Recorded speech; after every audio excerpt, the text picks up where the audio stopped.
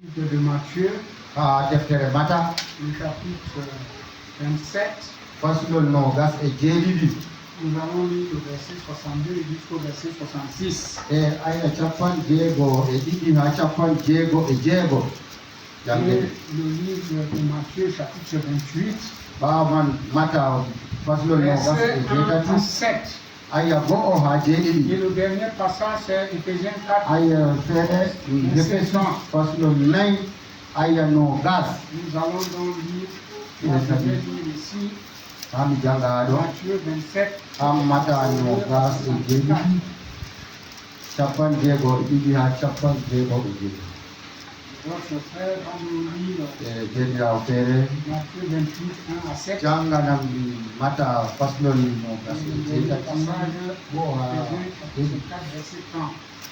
ha ekkitimo Le lendemain, qui était le jour après la préparation, jawa man ɗum les yande taskara principaux sacrificateurs et les pharisiens allèrent e ensemble auprès liman de eno Pilate. hoore ɓe wasinoɓe yeehi ha ɗaɓɓi Pilate ɓe wi Seigneur, jawmu nous le 28, Mata nogas 1 à 7. e go'o ha joyi.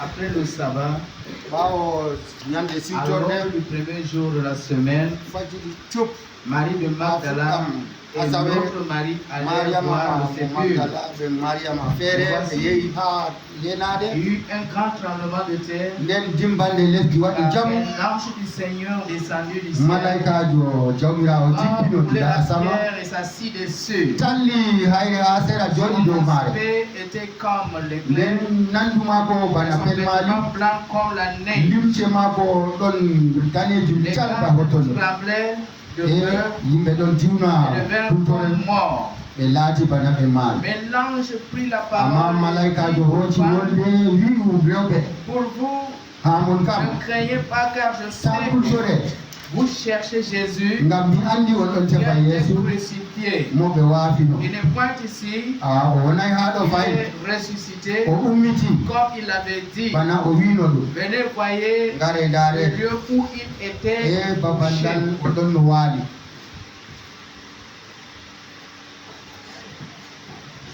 Tu as lu jusqu'où? Et allez promptement dire jawe à ses yehi disciples wi pugara en maako qu'il est ressuscité des morts. o ummiti caka Et may voici, il vous précède en Galilée. o arti on ha C'est galila là que vous le ha verrez. ton on yi'atamo. Voici, je vous l'ai dit. nda mi wi on ɗum Que Dieu bénisse la lecture de sa jawmirawo parole. barkiɗa jamde wolde maako Asseoir. en foti en jooɗo. Notre verset, on peut le lire aya ici. feere en foti en janga ɗum Éphésiens, ɗon jooɗi chapitre 5, ha Efesus en faslol joyi 4. nayi faslol nayi Éphésiens 4.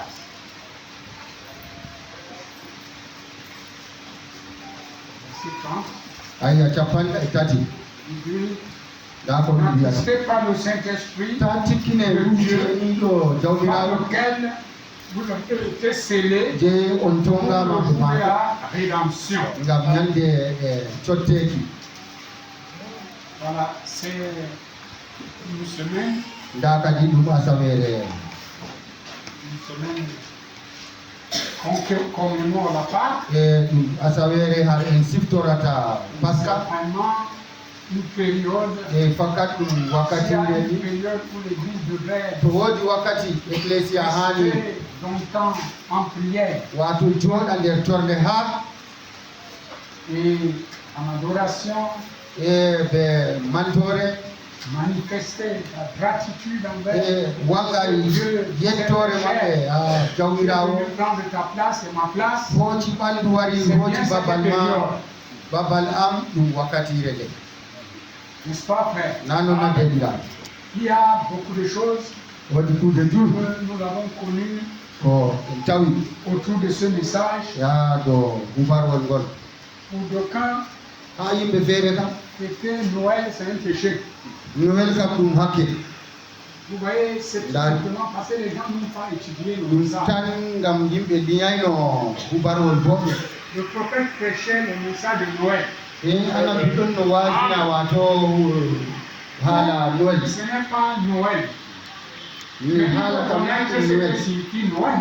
sai anda mana Noël man Et pourquoi il y avait Noël? e koni be wani Noël man Ce n'est pas Noël na qui est une tradition romaine. lati wato al'ada Roma en Pour go adorer leur histoire, Ah, pour et lever, Dieu. taper les bruits, Ah, et tout, il ne s'agit pas de ça. wada na kanjum Réellement, véritablement, e fakat kam Jésus était né. Yesu dai Et la date du 25 décembre est e fausse. nyande no gas e joyi de lewde sambu ɗo ɗum On ne fewre nous a jamais donné le jour exact. ɓe meeɗa hokkugo e ñande Mais selon la je o nature, dañi ça ne amma peut pas être en décembre. fodde ɗaɓɓiya kam ɗum wonata ñande e ha nder lewde sambu Et j'en passe. e mi acca bani De cette question, beaucoup de gens en souffrent. mi andi Les gens ɗamol man o yimɓe ɗo yara hollete sont mana des païens. Un frère du message a dit ça. teɗirawo feere ha umar on wi to goɗɗo waɗi julde man o tappa dinaɗum Vous allez réfléchir une église comme ça. mi yeewi dartini éclésia bani Il ne faisait rien, moi, quand ha mamme ɗo o waɗata ko j'ai dit non, on va mi organiser mi des réunions. mi wi en waɗan dewe Dimanche, il y aura le lever du soleil. e Il dit lever du soleil, ala c'est quoi? Des fois, tu ne dis pas, hein? o wi fuɗɗinade ko ɗume mi andana Je vous dis, on a trop de problèmes avec le message. en ɗon mari ɗila jamu be huɓaro ngam yimɓe wala wakkati liigo kuuje man boɗɗum On peut vous dire une chose, quand vous Mais la faut que tu comprenez lui dises pas, à vous, ne dites pas je ne crois pas so ça. on famay ɗo ta mbiya yo mi nuɗɗinta Et ɗum quand tu dis je ne crois pas ça, ngam to a attention, wi mi nuɗɗinta ɗum ɗo si hakkille on t'approche, e to ɓe on ɓaditima t'approche les choses, e hollinima kuuje man a tawan aɗo nder je aybe n'ai pas encore compris. wi mi Ça famay prouve taw une fois hunde qu'on peut t'expliquer la chose. e ɗo hollini ɓe fasiranama hunde ma Hein, frère, na noon deɗiraɓe aujourd'hui, partout, il y a les kote réveils, findineki ɗon de la paska prédication, la mise au tombeau, e la wasino preuve, ɗo la mort confirmée, wa'ingo la mo preuve et salutation, comme on avait Et Collington. là-bas, et ainsi de e suite. Ces ummitineki choses, baɓe wasino on ato les puise dans ce ɓe ɗo message. ha nder huɓarwol ngol ɓe tawata Donc c'est une période e étrange. ɗum wati laati wato wakkati Ce nde soir, je ne prêche pas kayfire parce que je suis asiri debout. ɗo mi wasinta On juɗɗum va aller à la façon du pain tout de suite. e en dastan ha kirtari jotta C'est demain qu'on aura deux ha en services de bucca ngam prédication. jango on wasu ɗiɗi en keɓata Je crois que vous avez déjà suivi mi ce tammi programme. e on andi aniyama Chaque fois, je vais y revenir. e ko ndey fu mi wartan Alors, je ɗum voulais vous parler e mi yiɗi le wolwan jour ɗum du grand espoir. e ñande tammude mawde Le Hoore jour wato. du grand espoir. ñande tammude mawde Pour Oh, une hoore œuvre wato. achevée. malla bo kuugal timmidingal Vous savez e on andi que c'est le péché qui nous a séparés ɗum hakke on de la communion avec Dieu. senditi en ɓe kawtal ɓe jawmirawo Vous allez voir que c'est le Et on a- péché qui sépare ɗum même la hakke communion on avec les frères. sendan wato kawtal ma C'est hakkude le deɗiraɓe péché qui sépare, ɗum hakke on sendirta yimɓe qui brise la chose. wato ɗon sottina hunde ma Il y avait un commandement Wodi en no- Éden umrore ha adini sur do l'arbre de la connaissance du bien et du mal, lekki andal ɓe qu'il ne Quand fallait nous pas devons- manger. je hanayno ñaamego Et il y avait l'arbre de vie e lekki ngendam bo ɗon no dans le jardin d'Éden. ha jarni adini Et tout le monde qui est le lecteur de la Bible e sait ko que moy jangoɓe l'arbre de vie, c'est Jésus-Christ. ɓe andi Il est la lekki parole. ngendam ɗum yeeso almasihu Quand ngam nos wodde parents ont violé la loi, nde kaka min on a mis yaaɓi umrore le jawmirawo gardien, une Les plaque derniers. flamboyante, I know. avancé, Wato kafaye. qui est mangé. selki ɗon yirla a fotayni a ya a hoca ɓendinoji man fayi L'homme est devenu vagabond. e noon neɗɗo laati Et non. wanco mere Et la chose bizarre, e hunde famatake jamu c'est ma to que ɗum yo quand l'homme s'est retrouvé dans cette position, nde neɗɗo tawte ha jone nde il n'a même pas cherché son créateur. o tefayma taggo Il mako dit, oh, papa, je suis mort. baba sike mi maayi Je fais comment? J'ai Non, madame, enfreint ta loi. Rien. nda mi yaaɓi umrore ma wala Il san a fait quelque chose, il s'est fabriqué quelque nde chose. o waɗi hunde o tagi Il a tagani hoore ma engagé. hunde o yehi o suuɗi ma nudité, mon péché. Mes frères et sœurs, il y a à nos jours-ci le seul moyen que ton péché soit ôté, c'est la repentance. Si tu pêches, il faut te repentir. Tu peux gêner, tu peux tout faire. Repentance, c'est de dire à Dieu, j'ai tort. Si tu pêches contre Dieu, tu te répands devant Dieu. Ton frère, pardon.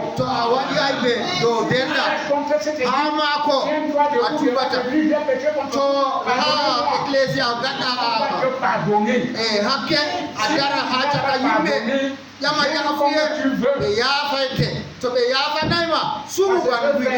Nous avons toujours l'avant-gardiste. Si le péché a été si mal fait par Dieu ainsi, et tout péché est hors du corps.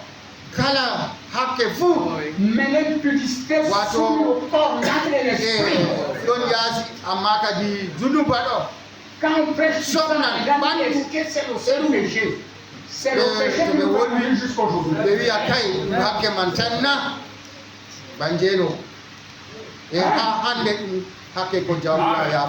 C'est ça mon frère. Il avait dit le jour où vous en mangerez, vous mourrez. Et nos frères, nos parents, ayant violé la loi, on dit que papa, ils ont pratiqué quelque chose. Vous allez voir, tout homme est comme ça presque. Dès qu'il s'éloigne de la parole, on peut le prendre dans l'église, tu dis si c'est comme ça, je ne parle pas. Est-ce que c'est ça qui compte? Ce qui compte, c'est ta vie. Et c'est pire beaucoup de ce message. Nos sœurs sont épargnées un peu parce que elles ne devaient pas autour de péché, sinon elles-mêmes pouvaient aussi ouvrir les assemblées. C'est devenu même comme une bêtise. On se plaint pourquoi les gens ne croient pas. Ils ont entendu des grossièretés. Je vous dis, nous sommes ici comme ça, vous ne savez pas. Vous pouvez comment les frères parler de leur église païenne. Je vais aller parler de mon église au païen, pourquoi? Même si vous avez péché contre moi, c'est mon frère.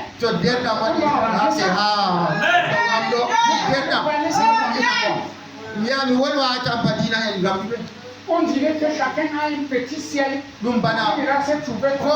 Oui. Je vous assure. Parce que Dieu nous a eu. Il a donné une seule porte. Et il a aussi donné une clé pour cette porte. Sinon, si on tenait portier, frère, si moi j'étais giflé, je viens, tu me poses bâton. Mais comme il y a une seule clé, je m'appelle, je vais chance. Frère, le péché est laid. C'est mauvais. Dans sa nature, le péché est beau. C'est vrai. Le péché a une beauté extrême. Regardez, vous parlez de femme qui se maquille là. Si tu demandes à une femme qui se maquille,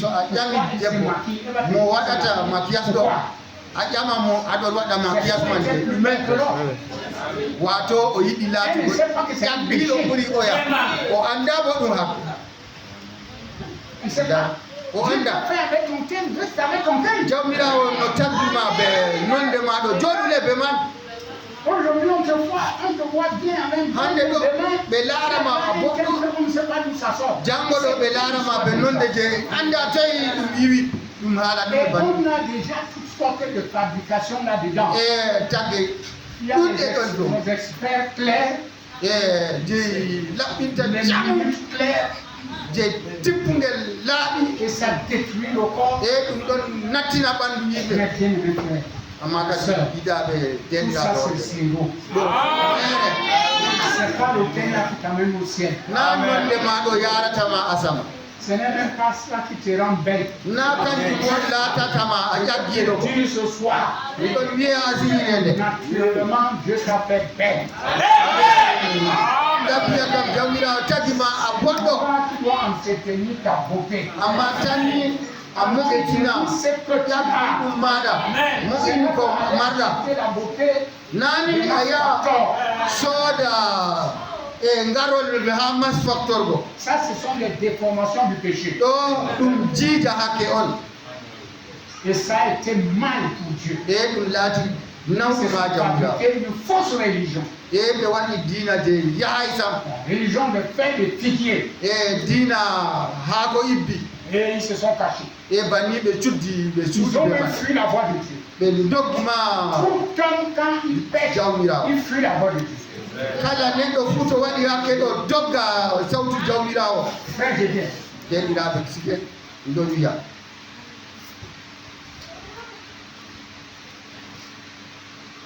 Je dis ces choses ɗon wiya kuje ɗe pas pour être méchant, na ngam mi laati kalluɗo mais c'est pour instruire. ngam ɗum jon jangina J'ai eu pitié de femmes.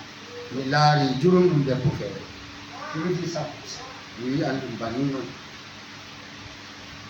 Les chrétiens. masintejo Mais là, c'est aller chez un parti. nden o jaɓi o dilli ha tampadinaɓe La question, c'est celle-ci. nda ƴamon kadi Le panier là, tampadina man ɗum la vie qu'on prêche de marier ici. e Toi, tu vas yentam aller lui, ɓaŋaɓe toi, tu le fasses ɓe comme ça. wasinta ha Il est de cette économie. a yaha a yiɗi o waɗa banniɗo oɗon nder ndesari dina Tu vas souffrir. a yahan bone Parce que c'est toi qui as voulu. nangam an on yi Fallait attendre. a renanno On ne veut pas attendre. Pourquoi? e yimɓe yiɗa renugo ngam ɗume Aujourd'hui, ɗon yettita même ma femme a vu l'âge de la sœur ko debbo am qui yettiti s'est mariée l'autre jour. Là. duuɓi deɗirawo debbo ɓangi ñande La sœur qui a deux gars. ha mbuga Même son nom aujourd'hui. Marcel. Hein, madame, est-ce que tu te rappelles de son nom?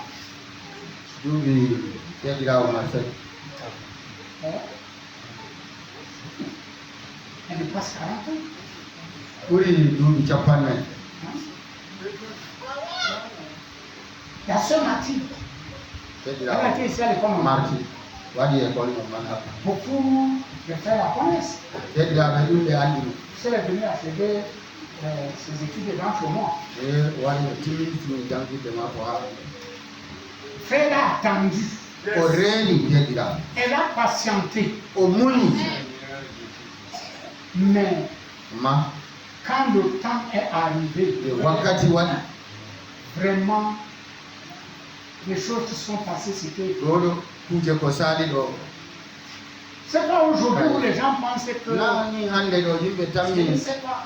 Quand ñanda le gars là est parti la rencontrer, il quitte ici. ya Je ne ɓe peux goɗɗo pas te dire wari un seul daɗi mot tant que mon père ne m'a o rien dit. wi mi sottu ha ɗo mi wolwantama ko ɗume tawi to babam Le gars a wolwanma mis le crédit dans e gorko le ɗo compte. Il a toute la nuit.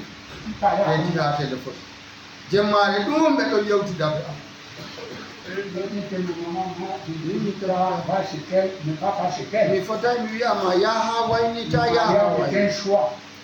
mi suɓantama Bon, mais maintenant, si c'est un homme qui a un engagement, je te dis ne pars to pas. ɗum goɗɗo a to ɗon no ɓe muygal malla bo ɓe debbo Si feere c'est ɗo une mi fille qui a été wiyatama la femme de quelqu'un, to ɗum ɓingel debbo ɗon no debbo goɗɗo mi wiyete ta yaha jeune fille libre, amma kadi to ɗum ɓingel debbo faut qu'on budurwa fasse une charge de moins.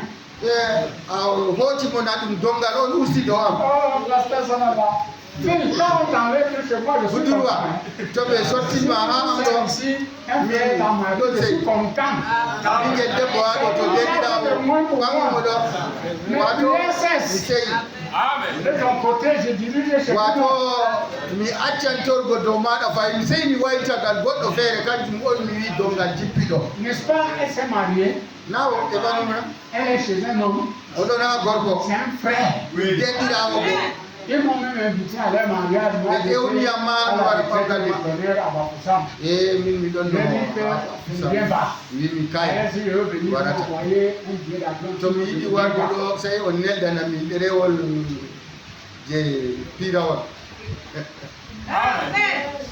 Les gens sont contents yimɓe ɗo ceyi quand nous travaillons. to min ɗon huwa Ils se marient, ɓikkon rewɓe ɓangi on se sacrifie. min ɗon halfina koya Mais pour venir dire, amma ha ɓe wara ɓe wiya l'autre jour, il y a une maman, bana yande ɗo dadaɗo feere ha ecclésia je ne veux pas dire son nom. amma mi wiyata inde Elle mako m'a dit, pasteur, o wiya pasteur tu as vraiment travaillé pour ma maison. a huwi jamu ngam saare Je te respecte. miɗon ɗotani C'est Dieu seul qui peut te récompenser. ɗum jawmirawo tan À ce que warjatama quand je vois ngam ɗo mes deux filles mariées, ɓikkon am rewɓe ɗiɗi ɓe ɓangde c'est ɗo ton travail. ɗum kuugal maɗa o J'ai dit, est-ce qu'il y a 5 comme ça? se woodi joyi bana ni na wala Il n'y a pas 5 comme ça. wala joyi banni J'ai dit, ça m'a surpris. e min ɗum hayɗinina Mais il fallait voir dans mon cœur, amma sey j'étais content. a laara nder ɓerde am ɗo miɗon no seyi Qu'elle reconnaisse que nous faisons le travail. e anditini minin bo min ɗon huwa ɗo Frères et sœurs, denɗiraɓe wonɓe il ɗo faut reconnaître ça. sey andita mbonima Oh, ils ont péché. e ɓe gaɗi ha Il ne sert à rien d'anticiper les choses. wato ɗum nafata yawugo kuje Quand miɗo dari vous dow vous ma dérangez, vous voulez anticiper les choses, vous voulez Tony, dans des problèmes. billa e on yiɗi yawugo kuje ɗo ɗum nastande ko ɗume fuu ɓe wakkati ɗum ɗo jornita deɗirawo mbiyan ɗum banni Dieu décide que cette année, jawmirawo to hosi aniya hitandere nde e a heɓan hunde nder qui met le décor. on huwata hani ɗum yotta Ce n'est même plus parce que tu as prié. nagam a torima Parce que j'ai prié. Non, ça parce que me dit. son temps de le faire. amma gam wakkati ko ɗum yotti Nous voulons même quel évangile au en yiɗi ɓittila toye hande On s'ennuie pourquoi? en ɗon ɓilla koyemen gam ɗume Oh. kayto Donc le péché était entré. nden hakke Ça nattino brouillait toute la communion. e ɗum sabli ko ɗume kawtal ko ɗume fuu Mais Dieu, amma jawmirawo la nouvelle de pardon. e hubarol Que ma Dieu était yotti absent. e o wonayno na Dieu est un jour absent. jawmirawo woodi ni o wonay Il vient. o wari C'est pourquoi un homme ngam man qui neɗɗo te dit j'ai cherché Dieu, c'est un menteur. to wi mi tefi jawmirawo ɗo C'est ɗum Dieu fewo qui l'a cherché. jawmirawo on tefata Et Dieu est descendu dans la cherche du soir. jippi Quand il est asiri descendu vers le soir, la lumière apparaît. e bana ɓe wi asiri anora wangigo Vraiment, je suis bizarre, je ne vais pas pécher. e mi C'est famata ça qui est wawata pour wa moi.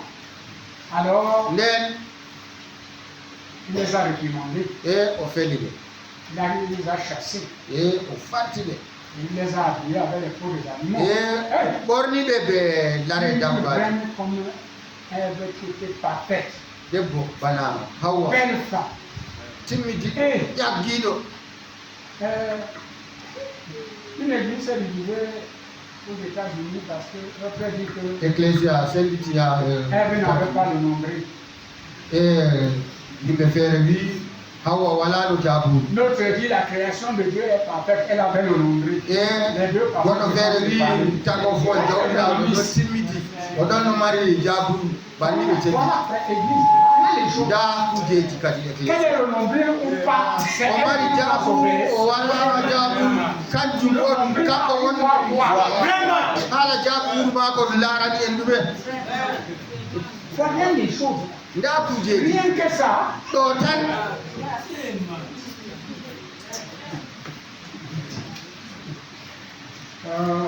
gayto Vraiment, c'est bizarre. e heɗum famatade Alors Dieu les a chassés. nden jawmirawo farti Nani ne peut qu'envoyer un petit peu. he o darni kafayi belki ɗon no jirla On ne puisse manger l'arbre. ngam taɓe wara Mais est-ce que c'était tout? e timmi Il y avait banniɗo déjà, en répartissant les peines, il y avait déjà la prophétie. e ɓe sembo nawɗi ngam je debbo nda ɗon no C'est won pour ça que Gaman. j'ai commencé à insister que ñande ɗo mi dari dow mes lo enfants, il faut lire parfaitement votre Bible. ɓikkon sey on janga Parce que quand deftere vous mum lisez pas da la Bible, nous, ce que nous prêchons là, vous ne ngam to connaissez on pas. jangata deftere komin gasita on nanata e on On mari va savoir. filaji Il a dit que, l'autre a dit que ɗin o non. wini C'est parce oɗo que won tu ne wini lis pas kay comme il faut. e ɗo kam on jangata bana no hani jange Ça jam nous facilite le travail. e ɗum hoynanan mini kuugal Et moi, j'aime les gens qui étudient la e parole. min mi yiɗi wato yimɓe je liyata wolde jawmirawo jam Amen. amin Alors, nden il les a chassés. Ils étaient entrés. hakke nasti Ils n'avaient pas un chemin de retour. wala La lawol prophétie était déjà donnée. ana baku waɗi no timmi La semence de la femme awdi debbo qui écrasera la tête du serpent. e arman hoore moodi Et le serpent lui mordra le Then- talon. e mboodi gattan mo teppere Mais ça a pris du temps. e ɗum faɓɓi Dieu a commencé donc à travailler par des types. jawmirawo fuɗɗi huugo ɓe suuraji La promesse à l'accomplissement. e wato ɓe yargo ni Ce ina que wonɗo nous venons hiɓɓa de lire ce soir, e ko en jangi asirire nde c'était donc l'accomplissement. e hiɓɓuko e Vous kuugal ma voyez que j'ai laissé beaucoup de choses on daari mi acci kuje pour jur venir à ça. ha mi jippa dow ɗo C'est là où nous sommes.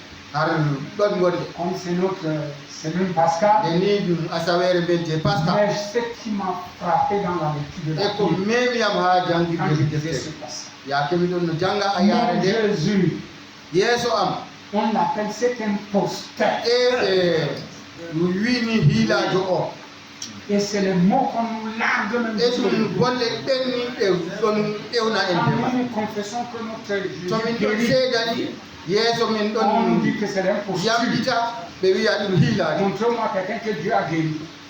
hollenemi ne goɗɗo je jawmirawo Mais pourtant, ñawnini moi-même, je suis la c'est maison de Dieu. ndaya min ñawndeki Je ne jawmirawo suis pas debout. so na ɗon mi wonata miɗon dari ha yeeso Combien ici Dieu a délivré yimɓe nayi jawmirawo rimɗini ha ɗum des choses même que Kuje les ma- femmes ne pensaient plus que Dieu peut les wato délivrer. goɗɗo numayno ni jawmirawo wawan rimɗingo goɗɗo Ils ɗo sont appelés le maître et l'imposteur. e ewni jago hiilaji Alors, nden lorsqu'on l'a crucifié, yake ɓe gaafimo on l'a mis dans le tombeau. e ɓe wallimo Et les